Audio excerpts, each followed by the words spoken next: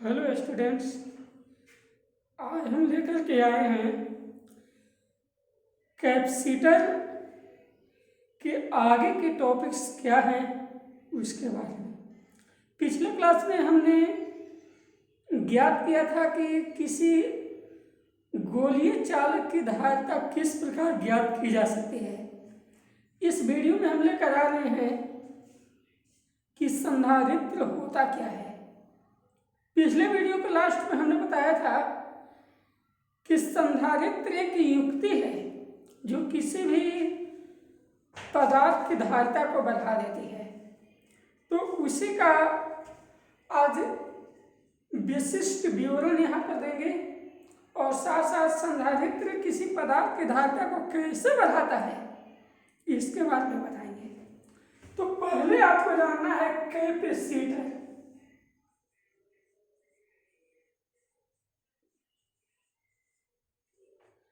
जिसका अर्थ होता है संधारित्र।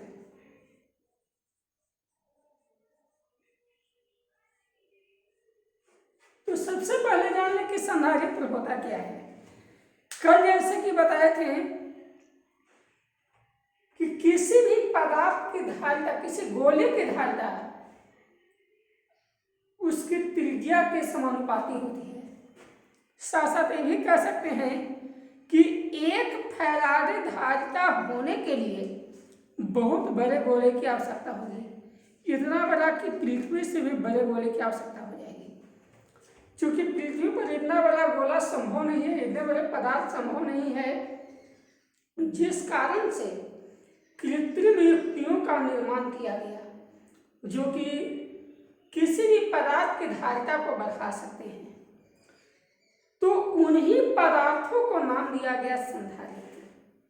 तो संधारित्र वैसे इलेक्ट्रॉनिक डिवाइस हैं जो कृत्रिम रूप से किसी पदार्थ की धारिता को बढ़ा देते हैं। इसका मूल रूप से दो पार्ट्स हैं। एक पार्ट को कहा जाता है कलेक्टर और दूसरे पार्ट को कहा जाता है कंडेंसर,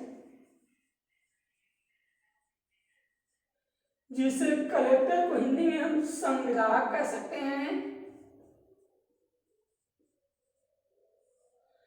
और कंडेंसर को कहा जा सकता है संघनक। मतलब कि किसी संधारित्र के मूल्यतः दो भाग हैं। पहले भाग को कहा जाएगा कलेक्टर, दूसरे भाग को कंडेंसर कहा जाएगा। अब ये दोनों पार्ट्स होते क्या है। तो किसी संधारित्र में दो प्लेट होते हैं, प्लेट नुमा, स्फेरिकल नुमा, सिलिंड्रिकल नुमा, किसी भी रूप में ये हो सकते हैं। इन दो पार्श्वों में जो पार्श्व जिस पर आवेश का संचयन किया जाता है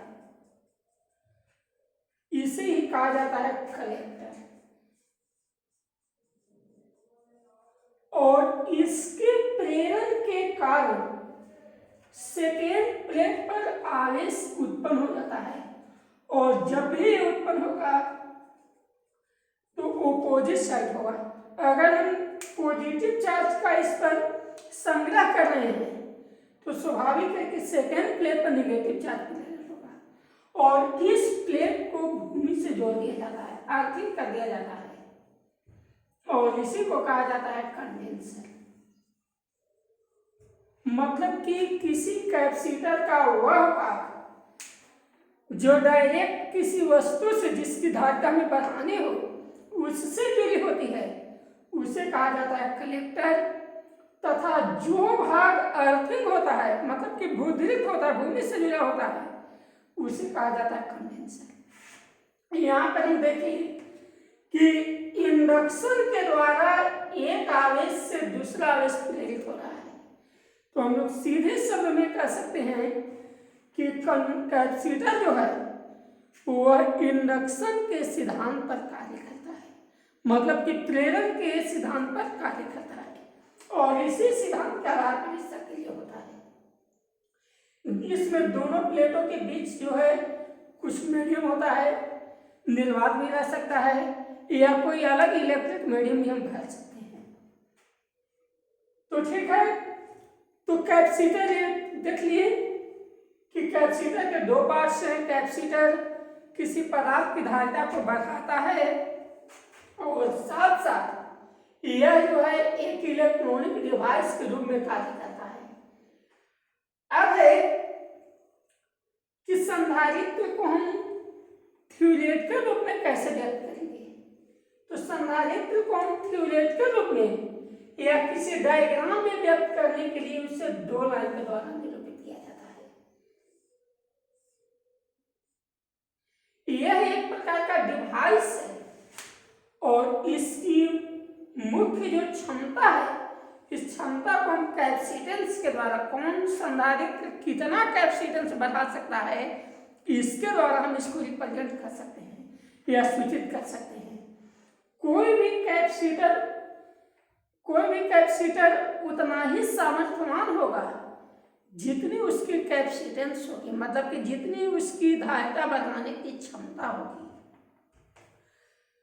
अब देख सकते हैं कि संधारित्र में दो भाग के आधार पर इसको मूल रूप से जो है तीन पार्ट्स में बांटा गया है।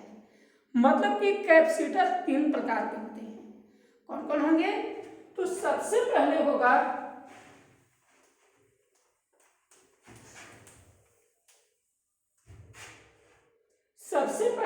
इसका पार्ट पैरेलल प्लेट कैपेसिटर, मतलब कि समांतर पट्टिका संधारित्र।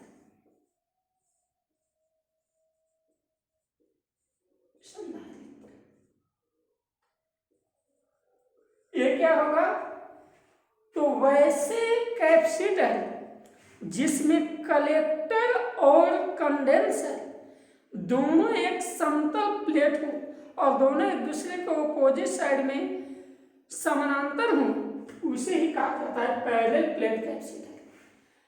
जैसे कि दो पतले चादर लेते हैं, एक को आवेशित पदार्थ से जोड़ दिया जाए और एक प्लेट को यदि अर्थिंग कर दिया जाए तो यह जो है पैरेलल प्लेट कैपेसिटर के रूप में कार्य करता है।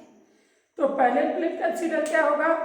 वैसे संधारित्र जिसमें कलेक्टर और कंडेंसर, मतलब कि संग्राहक और संघनक दोनों समतल प्लेट के रूप में उपस्थित हों, जिसमें एक प्लेट आवेशित पदार्थ से और दूसरा प्लेट भूद्रित हो, उसे ही पैरेलल प्लेट कैपेसिटर कहा जाता है। सेकेंड में होता है स्फेरिकल प्लेट कैपेसिटर, मतलब कि गोलीय पट्टिका संधारित्र। तो जिस संधारित्र में दो सकेंद्रीय गोले उपस्थित हो, दो सकेंद्रीय गोले उपस्थित हो और इन गोलों में से या तो अंदर या बाहर वाला कोई एक गोला भूमि से जुड़ा हो, तो ये जो संधारित्र होता है इसे स्फेरिकल प्लेट कैपेसिटर कहा जाता है। यहाँ पर ध्यान रहे कि किसी भी स्फेरिकल प्लेट कैपेसिटर में दोनों स्फीयर एक ही केंद्र वाले होंगे, मतलब कि सिमिलर सेंटर वाइज होते हैं। तीसरा पॉइंट इसका होता है सिलिंड्रिकल प्लेट कैपेसिटर,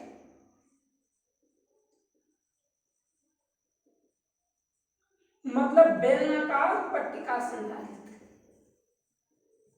बेलनाकार पट्टिका संधारित्र तो जैसे समानांतर प्लेट संधारित्र में जाने, गोलीय पट्टिका संधारित्र में जाने, उसी प्रकार बेलनाकार पट्टिका संधारित्र में दोनों बेलन सकेंद्रीय होते हैं और उनमें से कोई एक बेलन भूमि से जुड़ा होता है। इस स्थिति में संधारित्र के रूप में वह कार्य करता है। तो इसमें क्या होगा कि दो सकेंद्रीय बेलन लेते हैं, जिसमें एक बेलनाकार चालक को अर्थिंग कर दिया जाता है, अंदर या बाहर किसी को भी किया जा सकता है, और एक बेलन पर आवेशित पदार्थ जोड़ दिया जाता है तो यह जो निर्मित संधारित्र होगा यह सिलिंड्रिकल प्लेट कैपेसिटर कहलाता है। अब इन संधारित्रों के लिए उनकी धारिता का मान क्या क्या होगा ये हमें अभी जानना है। तो सबसे पहले हम बताएंगे कि पैरेलल प्लेट कैपेसिटर की धारिता हम किस प्रकार से ज्ञात करते हैं।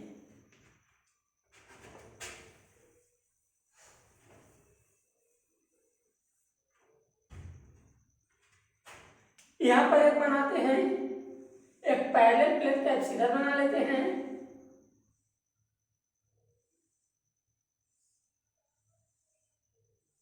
जिनके बीच की डिस्टेंस को हम डी मानते हैं।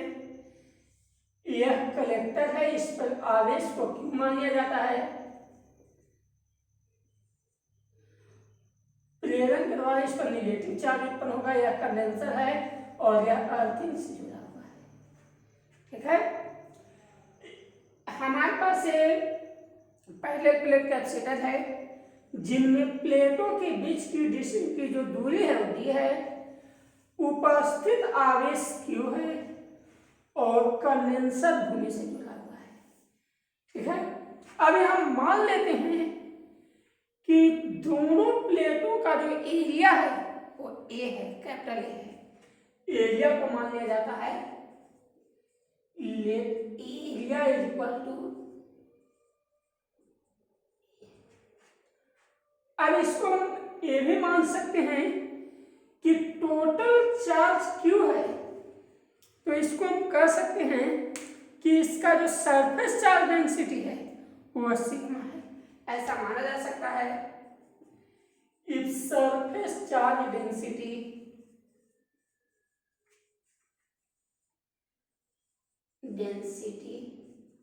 इज इक्वल टू सिग्मा, तो हम लोग यहाँ लिख सकते हैं sigma is equal to Q by A, या ए भी लिखा जा सकता है Q is equal to sigma A. अब दोनों के बीच जो पोटेंशियल है उस पोटेंशियल को हम भी मान लेते हैं। यहां कर लेंगे if potential is equal to B, तो हम लोग जानते हैं कि चूंकि E is equal to V by D, याद कीजिए इलेक्ट्रोस्टैटिक्स में जब हमने पोटेंशियल ग्रेडियंट के बारे में बताया था कि दो बिंदुओं के बीच का जो पोटेंशियल डिफरेंस है और दोनों के बीच की दूरी है और दोनों का अनुपात EFI के बराबर होता है, इलेक्ट्रिक फील्ड इंटेंसिटी के बराबर होता है। तो हम लोग यहाँ देख सकते हैं E is equal to V by D, मतलब कि दोनों के बीच का पोटेंशियल D है और बीच का जो डिस्टेंस है D है। तो यहाँ पर एक चीज और किया जा सकता है, V is equal to E into D. ठीक है, गॉसेस थ्योरम के एप्लीकेशन में एक चीज और बताया गया था कि अगर कोई भी चालक प्लेट चादर के रूप में हो और आवेशित हो तो उससे कुछ दूरी पर हमें इलेक्ट्रिक फील्ड इंटेंसिटी जो है वह इलेक्ट्रिक सरफेस चार्ज डेंसिटी के रूप में होता है। तो हम कह सकते हैं कि चूंकि गॉसेस थ्योरम से क्या कह सकते हैं, E is equal to sigma बटे एप्सिलॉन किया जा सकता है। और इसी वैल्यू को हमें E का मान पता है तो भी यहाँ पे दे सकते हैं, इसलिए B इक्वल टू क्या होगा, sigma by epsilon not into हो जाएगा। अब कैपेसिटेंस की क्या डिफिनेशन है, डिफिनेशन ऑफ कैपेसिटेंस क्या हो जाएगा, इससे क्या होगा, C is equal to Q by B, जो कि अब पिछले वीडियो में भी बताए थे। अब दोनों का वैल्यू पुट कीजिए तो C is equal to Q का वैल्यू क्या होगा, क्यू का वैल्यू हमें मालूम है सिग्मा ए, इसके बाद बाई भी, भी का वैल्यू हमें पता है sigma D by epsilon not. Sigma से सिग्मा कट जाएगा तो हम लोग कह सकते हैं कि सी इक्वल टू क्या आया, एप्सिलॉन नॉट ए बाई। तो मतलब कि पैरेलल प्लेट कैपेसिटर की जो कैपेसिटेंस है वह दो क्वांटिटी पर निर्भर कर रहा है। एक है एरिया, जी प्लेट का एरिया जितना ज्यादा होगा उसके कैपेसिटेंस का मान उतना ही ज्यादा होगा। इसके बाद डिस्टेंस, मतलब कि प्लेटों के बीच की दूरी, अगर दूरी का देखिए रिवर्स प्रोपोर्शनल है तो कह सकते हैं कि दूरी का मान जितना ज्यादा होगा, दूरी का मान जितना ज्यादा होगा कैपेसिटेंस उतना ही कम होगा। मतलब कि यदि पैरेलल प्लेट कैपेसिटर की कैपेसिटेंस हमें पता करनी है या उसकी कैपेसिटेंस को बढ़ानी है तो उस कंडीशन में उन प्लेटों के बीच की जो डिस्टेंस है उस डिस्टेंस को हमें कम से कम रखना होगा। ठीक है, तो हम अगले वीडियो में बताएंगे, अगले वीडियो में इससे बताएंगे कि स्फेरिकल प्लेट की कैपेसिटेंस किस प्रकार ज्ञात करेंगे, सिलिंड्रिकल प्लेट कैपेसिटेंस किस प्रकार ज्ञात किया जाएगा, दो या दो से अधिक कैपेसिटर को यदि हम पैरेलल या सीरीज में यदि जोड़ते हैं तो कैपेसिटेंस पर क्या प्रभाव पड़ेगा। तो आज के लिए बस इतना ही, और साथ साथ कल एक क्वेश्चन बताना था जो कि लास्ट में नहीं हो पाया था, उस क्वेश्चन को आज मैं दोहरा देता हूं और सभी छात्रों से अनुरोध करता हूं कि इस क्वेश्चन का आंसर लिखकर मेरे व्हाट्सएप नंबर पर भेज दें। तो क्वेश्चन है कि इलेक्ट्रिसिटी में कैपेसिटर का क्या महत्व है, कैपेसिटर किस प्रकार हमारे लिए उपयोगी है इलेक्ट्रॉनिक के क्षेत्र में। ठीक है, तो इसका जवाब लिखें। अगर जवाब नहीं पता चल रहा हो तो केवल व्हाट्सएप पर ए लिखकर भेजें कि हमें समझ में नहीं आया। हम इस वीडियो को फिर से रिपीट करेंगे या इस प्रश्न को समुचित उत्तर एक वीडियो बना करके भेजेंगे। तब तक के लिए